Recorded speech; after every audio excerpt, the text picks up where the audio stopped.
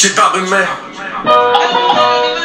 pedacito de la historia negra, de la historia nuestra, caballero. Parceros, parceros, what is going on? Yes, it is Viernes, and although it is Viernes de Perreo, we still have a preview match that we have to do, as the Philadelphia Union are traveling cross-country to face the LA Galaxy. And that preview is coming up next. Dale!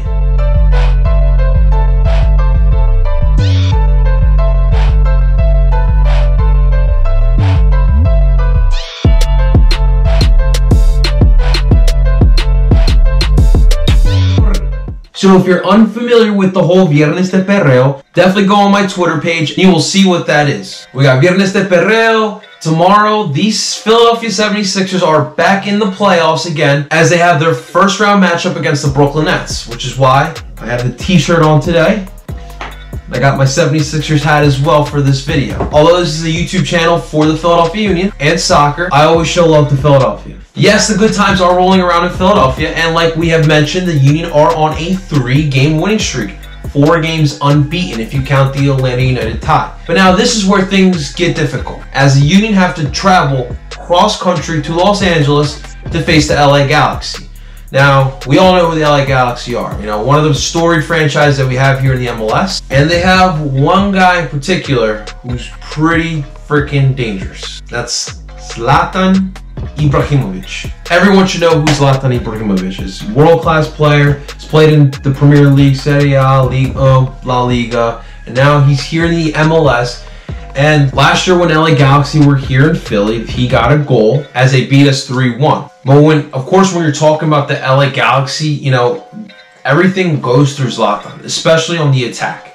You know, LA Galaxy have a pretty strong midfielders with guys like Jonathan Dos Santos, Sebastian Leggett, Joe Corona, Alessandrini, and those guys are good at winning the ball in the midfield. And the game plan pretty much, get the ball to Zlatan. Alessandrini is a threat on the wing as well. Gotta be careful for those crossings for the LA Galaxy. Now, although last year they did beat us 3-1, and they do have a much more talented team than us, let's be real here, that does not mean there isn't a way to beat them. This team is beatable, and FC Dallas kind of put the blueprint together for how to beat the LA Galaxy. Now, like I said, the game plan for the Galaxy is to get the ball to Zlatan. And unfortunately for the LA Galaxy, their back four is where their weakest point is. Last year, the defense was probably one of the worst in MLS. This year, a slight bit improvement, but still has shown vulnerability. Now, the Galaxy this season have 16-year-old wonder child, Efrain Alvarez, who's actually seen the pitch twice this season. Has yet to start for the Galaxy, but in those 2 appearances, we've seen his talent. Now, it seems like he still hasn't fully committed for our national team, as he has split between Mexico and the United States. But the kid's got talent. We'll see if he gets some minutes against Philadelphia. And the Galaxy as well this week have signed 31-year-old Giancarlo Gonzalez, a center back, a Costa Rican international. And he's coming over from Serie A, having stints with Palermo and Bologna. And he just brings stability and leadership to that back line that desperately needs it.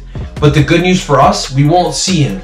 He's still got to go through the paperwork and being able to play in the United States. Last week against Vancouver Whitecaps, Vancouver had clear opportunities to get a goal in that match, but they couldn't take advantage of it.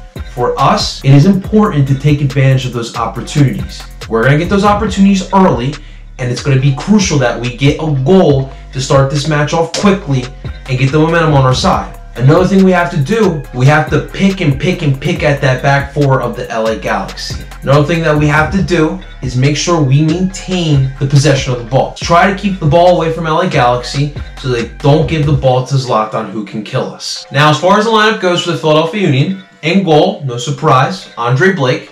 The back four, again, no changes there. I still see Kai Wagner at the left fullback, Austin Trusty, Jack Elliott, Ray Gaddis. In the midfield, again, it's going to be tough to see what we use. You know, this midfield is pretty deep for us. You know, Jamiro Monteiro has proven that he deserves starting minutes. But unfortunately, you know, Harris Medunian and Brandon Aronson have been playing pretty well.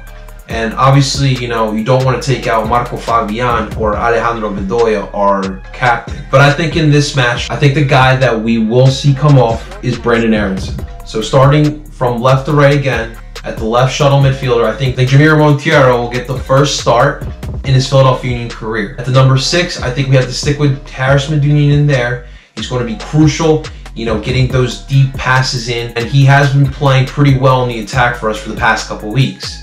The right midfield, of course, like I said, no surprise, Alejandro Bedoya, and at the tip of the diamond, Marco Fabian. Up top for the 2 strikers, I have Fafa Pico and Corey Burke. I think we could use Burke in this match here in particularly.